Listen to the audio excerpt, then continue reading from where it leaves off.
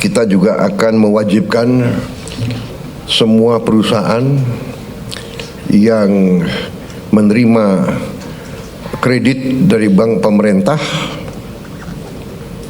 harus menempatkan hasil penjualan ekspornya di bank di Indonesia.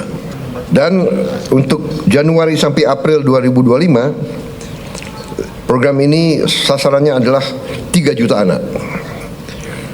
Bulan April sampai Agustus 2025 akan menuju 6 juta anak. September kita harapkan 15 juta anak. Dan akhir 2025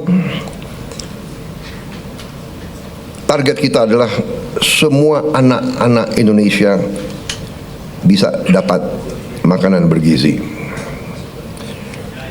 Saudara-saudara, terima kasih kerjasama ini. Seluruh kementerian lembaga ikut mengamankan dan menyukseskan program ini. Kita akan bersinergi dengan pemerintah daerah, gubernur, bupati, wali kota, dan seluruh perangkat daerah. Saudara-saudara, ini adalah masalah strategis. Kita memperkuat masa depan Indonesia. Anak-anak Indonesia harus kuat, harus cerdas, harus semangat, harus sekolah dengan baik. Saya percaya dalam waktu yang tidak lama kita akan melihat peningkatan hasil kemampuan akademis anak-anak kita. Saya juga bertekad untuk melakukan langkah-langkah intervensi kepada semua sekolah di Indonesia. Sekolah dasar, sekolah menengah, SMP, SMA, semua sekolah yang dibina oleh pesantren dengan teknologi. Kita akan masuk ke semua sekolah dengan teknologi. Kita ingin mempercepat penyampaian pelajaran untuk semua sekolah kita. Saudara-saudara, saya juga berterima kasih kepada Menko Perekonomian dan tim ekonomi yang telah menggagas, menyusun konsep-konsep yang diwujudkan dalam produk-produk, dalam kebijakan-kebijakan yang pro rakyat, penghapusan hutang kepada petani dan nelayan yang mengalami kesulitan membayar sekian belas tahun, kemudian juga berbagai bantuan langsung,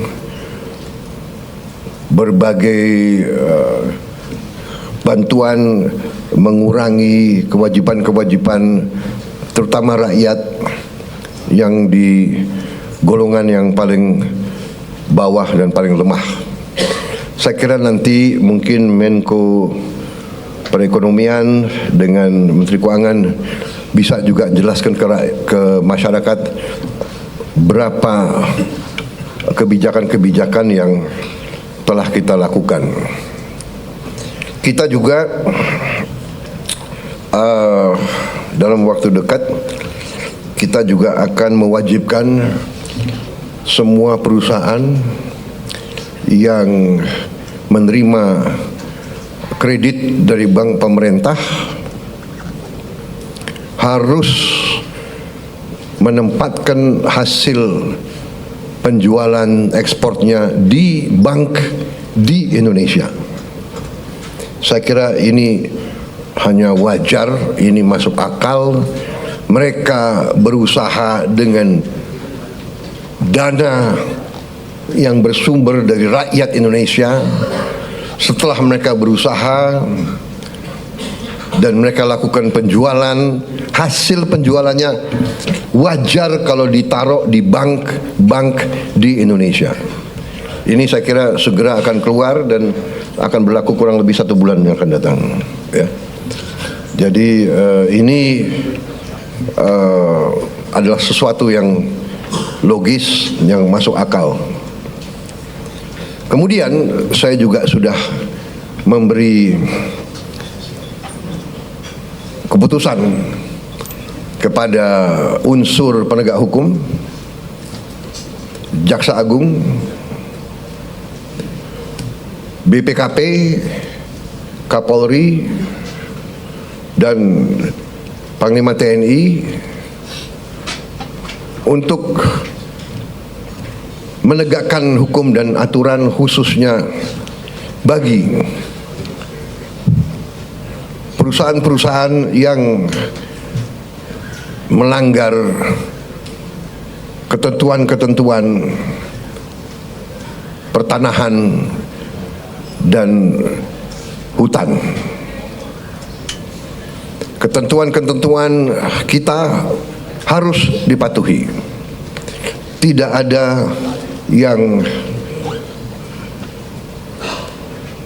memiliki perlakuan khusus. Bagi mereka yang sudah diberi kesempatan berkali-kali untuk menyelesaikan kewajiban-kewajibannya dan tidak melakukan, ya pemerintah akan melaksanakan kewajibannya, mencabut izin dan menguasai kembali lahan-lahan tersebut. Apalagi lahan-lahan itu adalah hutan lindung dan sebagainya. Jadi ini juga langkah yang akan kita laksanakan. Saudara-saudara sekalian, saya juga sangat berterima kasih kepada banyak jajaran. Baru hari Senin kemarin saya mendapat kehormatan meresmikan 37 proyek strategis ketenaga listrikan nasional, mencakup 26 pembangkit listrik dengan kapasitas total 3,2 gigawatt serta 11 jaringan transmisi dan gardu induk di 18 provinsi. Sebagian besar dari pembangkit listrik ini adalah energi bersih, energi terbarukan. Saya kira kalau dicek nanti, ini mungkin peresmian terbesar dalam satu hari. Ini menunjukkan daya kemampuan kita, ya. We can do it. Dan ini saya harus sampaikan bahwa ini hasil kerja keras pemerintah-pemerintah sebelum pemerintah kita. Jadi marilah kita selalu menghormati semua pihak, semua yang telah bekerja keras, pendahulu-pendahulu kita. Kita sampai di sini bukan seketika. Kita sampai di sini karena perjalanan jauh. Pembangunan suatu bangsa bukan pembangunan 1 tahun, 5 tahun, 10 tahun. Pembangunan suatu bangsa adalah puluhan tahun. Apa yang dirintis Bung Karno, kita nikmati sekarang. Apa yang diteruskan oleh Pak Harto, kita teruskan, kita nikmati sekarang. Demikian presiden demi presiden, Pak Habibie, Gus Dur, Ibu Mega, Pak Jokowi, ini terus. Jadi contohnya saya baru 3 bulan menjabat, saya sudah resmikan proyek yang dilaksanakan mulai 2015, bayangkan. Jadi inilah yang saya minta menjadi alur bernegara kita. Kita ini melanjutkan suatu long march, perjalanan jauh, estafet demi estafet kita terima. Baru nanti kita akan mencapai cita-cita kita. Saya sangat optimis bahwa kita akan sampai ke situ. Saudara-saudara, sementara itu yang saya sampaikan, teman-teman media saya kira cukup banyak bahan ya. Sekarang akan saya sampaikan hal-hal yang belum perlu Anda dengar. Kan begitu kan? Saya kira media ini masih muda-muda ya. Jadi ada hal-hal yang kalau orang tua bicara yang muda-muda yang muda-muda, anak-anak biasanya tunggu di luar. Kan begitu kan? Ya. Terima kasih sementara. Ya.